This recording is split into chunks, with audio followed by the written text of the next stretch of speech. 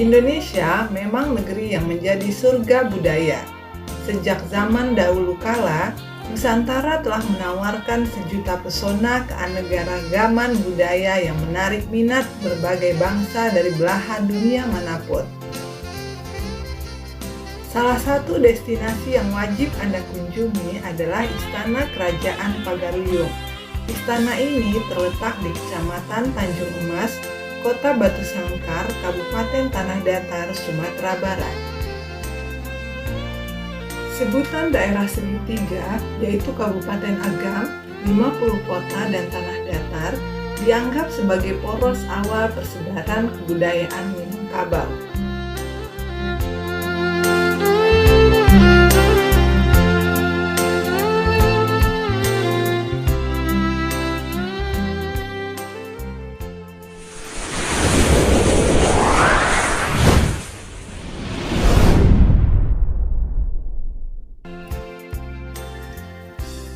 Tinjauan sejarah mempercayai ketiga daerah yang pada masa lampau berjulukan Luhak nan Tigo ini merupakan pemukiman awal dari masyarakat Minangkabau atau disebut pula wilayah Dare atau daratan. Pada wilayah ini berdiri sebuah pemerintahan konfederasi yang disebut sebagai Kerajaan Pagaruyung.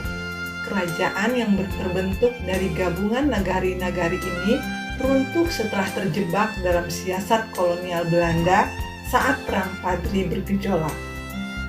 Salah satu peninggalan sejarah yang masih tersisa dari eksistensi kekuasaan Kerajaan Pagaruyung adalah sebuah istana megah yang terletak di Nagari Pagaruyung, Kecamatan Tanjung Emas, Batu Sangkar, Kabupaten Tanah Datar. Sesuai dengan namanya, istana ini mengabadikan kemegahan arsitektur dari pusat pemerintahan kerajaan. Meskipun wujud yang berdiri megah sekarang ini bukanlah bangunan aslinya. Fisik bangunan Istana Basa Pagaruyung dilengkapi dengan beragam ukiran, yang tiap bentuk dan warna ukiran mempunyai falsafah, sejarah, dan budaya Minangkabau. Kerajaan ini pernah dipimpin oleh Aditya Warman sejak tahun 1347 dan sekitar tahun 1600-an kerajaan ini menjadi Kesultanan Islam dan akhirnya runtuh pada masa Perang Padri. Istana Pagaruyung pada mulanya dibangun di Bukit Batu Patah dan terbakar saat terjadi Perang Padri pada tahun 1804. Ruang terbawah dari Istana Kerajaan Pagaruyung adalah ruang utama dengan beberapa bilik di samping dan belakang. 7 bilik di sisi belakang adalah kamar para putri raja yang telah menikah. Di tengah ruangan merupakan singgasana tempat raja menjalankan pemerintahannya. Lantai kedua merupakan ruang kamar tidur bagi putri raja yang belum menikah. Lantai teratas tempat raja bersantai.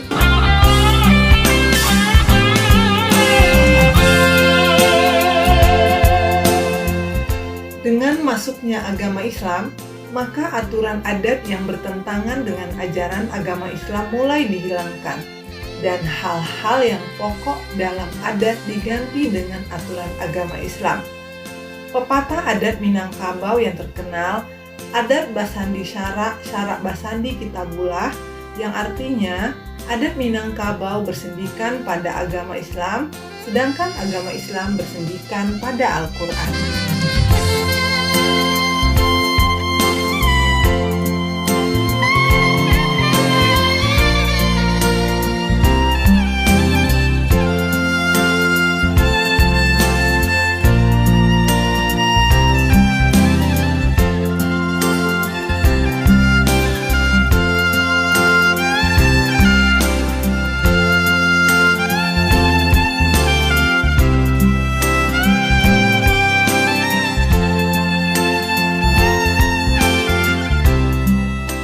Pengaruh Islam di Pagaruyung berkembang kira-kira pada abad ke-16, yaitu melalui para musafir dan guru agama yang singgah atau datang dari Aceh dan Malaka. Pada abad ke-17, kerajaan Pagaruyung akhirnya berubah menjadi Kesultanan Islam. Raja Islam yang pertama dalam Tambo Adat Minangkabau disebut bernama Sultan Alif.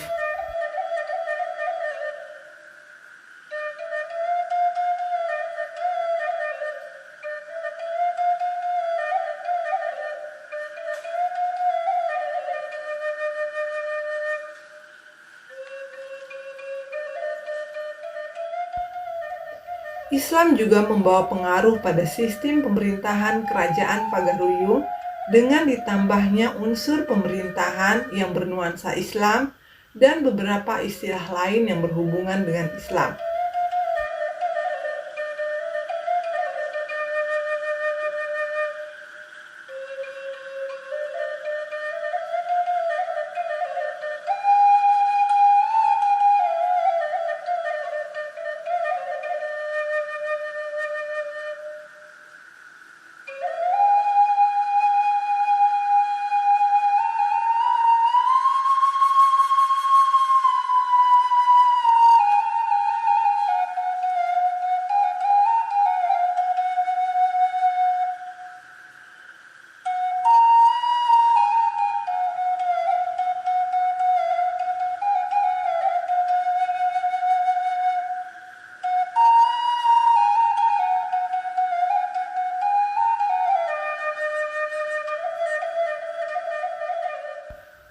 Penamaan negari Sumpur Kudus yang mengandung kata kudus yang berasal dari kata kudus atau suci sebagai tempat atau kedudukan raja beribadat, dan Limo Kaum yang mengandung kata kaum jelas merupakan pengaruh dari bahasa Arab atau Islam.